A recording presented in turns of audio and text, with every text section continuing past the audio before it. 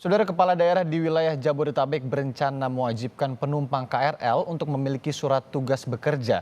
Sejauh mana lantas rencana ini sudah dibahas, kita akan tanyakan langsung kepada Humas PT KCI yaitu Ane Purba melalui sambungan telepon.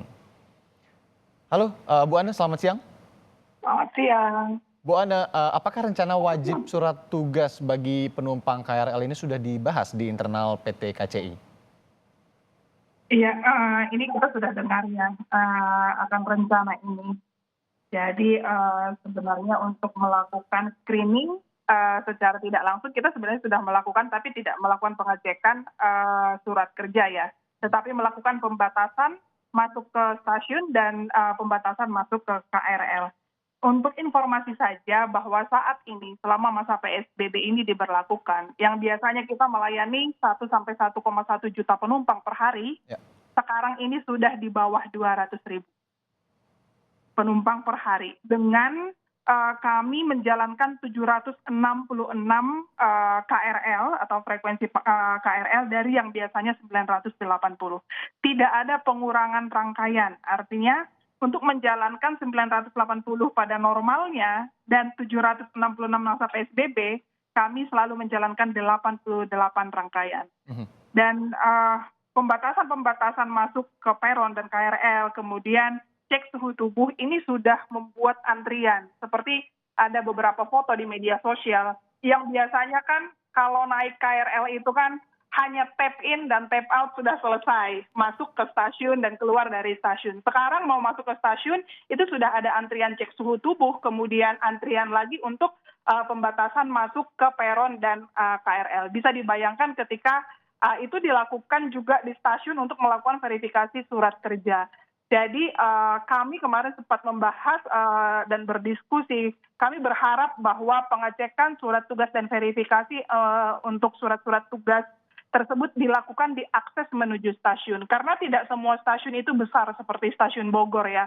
Seperti Cilebut, Bojonggede, kemudian stasiun yang lainnya yang juga padat penumpangnya, itu stasiun kecil. Ketika kita melakukan beberapa kegiatan, itu bisa mengakibatkan antrian dan penumpukan. Jadi kami menerima positif untuk pengecekan ini karena pasti akan lebih sedikit lagi yang naik KRL. Tetapi dengan kondisi saat ini, di bawah 200.000 penumpang per hari, 90% KRL kami itu kosong atau sepi, bahkan ada yang kosong gitu.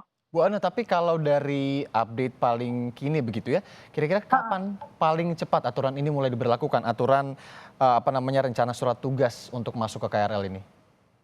Sampai saat ini KCI patuh kepada peraturan yang dikeluarkan oleh pemerintah mengenai protokol COVID. Jadi seperti tadi yang saya jelaskan, cek suhu tubuh, pembatasan masuk ke KRL dan yang lain itu adalah peraturan yang dikeluarkan oleh pemerintah sehingga kami jalankan. Ini kan kita baru mendengarkan bahwa ini adalah rencana atau hal yang akan diajukan oleh pemerintah daerah ke pemerintah pusat gitu. Jadi kita akan lihat bagaimanapun operator, kami sebagai operator kami akan patuh kepada aturan yang dikeluarkan oleh pemerintah. Sebagaimana sudah dilakukan juga protokol kesehatan ya, sosialisasinya selama ini ya. Lantas nanti bagaimana Bu, kira-kira yang terbayang begitu implementasi di lapangannya agar aturan ini benar-benar bisa berjalan dengan baik? Karena tadi kan disebutkan juga dengan belum berlakunya surat tugas ini saja sudah mengantri begitu di area masuk ke peron. Stasiun. Ya, justru karena itu kami dari operator KCI itu berharap bisa diimplementasikan di akses menuju stasiun.